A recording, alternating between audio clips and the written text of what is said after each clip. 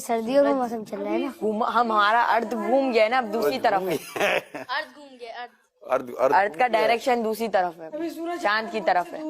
सूरज आपके मुल्क से दूर हो गया है? कहाँ दूर चला गया है? वो अब है ना दूसरी डायरेक्शन में चला गया कि वो रोटेट करता रहता है, तब दूसरे मुल्कों की तो बारी आनी चाहिए ना गर्मियों के लिए। जमीन रोटेट कर रही है। जी जमीन तो साकिन है बेटा, जमीन तो जमीन रोटेट करती ही नहीं है, जमीन गर्दिश नहीं करती। लेकिन हमें ज्योग्राफी में पढ़ाया जाता है कि अर्थ जो है वो सूरज का चक्कर लगाता है। ये लॉजिक ये गलत है बेटा। साइंस की ये थ्योरी जो है ना, ये दुरुस्त नहीं है। असल जो थ्योरी है ना, वो कुरान और हदीस वाली है। बिल्कुल। और आला हजरत जो हमारे ना इमाम अहले सुन्नत आला हजरत ने ये प्रूफ किया है कि जमीन साकिन है, यानी जमीन मूव नहीं करती। साकिन को एक अच्छा सा वर्ड इंग्लिश का होता होगा, साकिन का स्टैटिक। अर्थ स्टैटिक पोजीशन में है, तो ये मूव नहीं करती। और साइंस कहती है कि जमीन मूव करती है। आला हजरत हमारे इमाम अहले सुन्नत ने कुरान से साबित किया है कि जमीन मूव नहीं करती। तो हमने बात कौन सी माननी है? इस्लाम की, दीन की। आला हजरत ने इस्लाम और दीन की बात ही की है। ठीक है बेटा, और कोई क्वेश्चन है ज़हन में? तो फिर हमारा सुबह के टाइम पे सूरज आ जाता है, फिर चांद आ जाता है, तो फिर ये सर्कल कैसे चलता है? सूरज और चांद तो ये तो मूव कर ही रहे ना।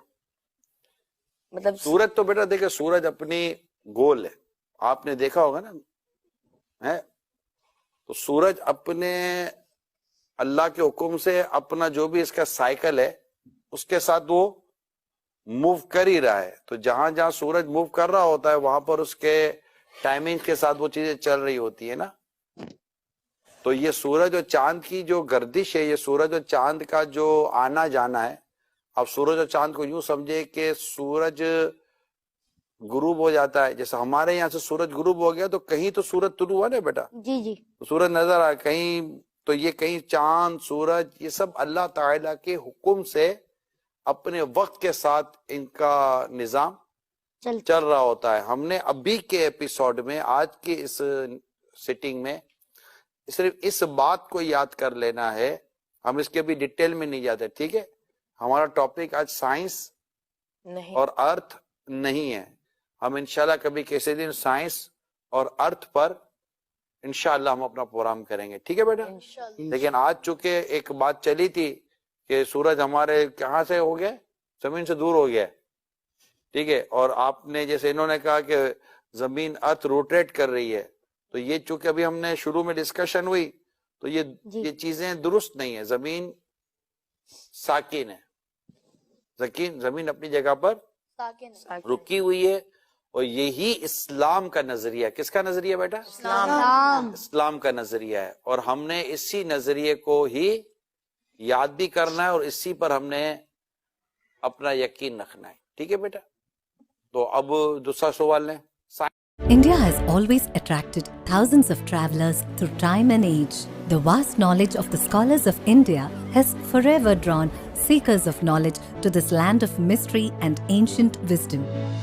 When Galileo stated that the earth was round, little did he know that a good 1,000 of years before him, the Indian scholar Aryabhatta had already mentioned this clearly in his book Aryabhatya, written in 499 CE.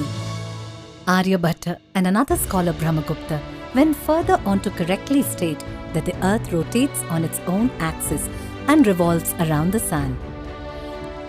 Something that finds a mention even further back in Rig Veda, which was written between 3141 to 3129 BCE.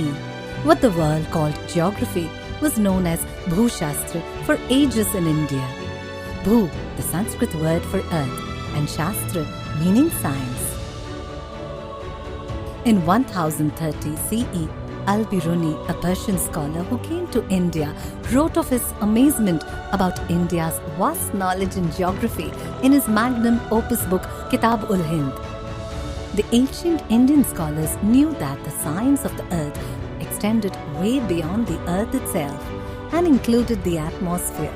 Lalacharya, in his work Shishyadi Vriddhi Tantra, speaks of the 7 atmospheric layers as Avaha, Pravaha, Udvaha, Samvaha, Suvaha, Parivaha, and Paravaha. Thousands of years later, modern science recognized these as troposphere, stratosphere, mesosphere, ionosphere, thermosphere, exosphere.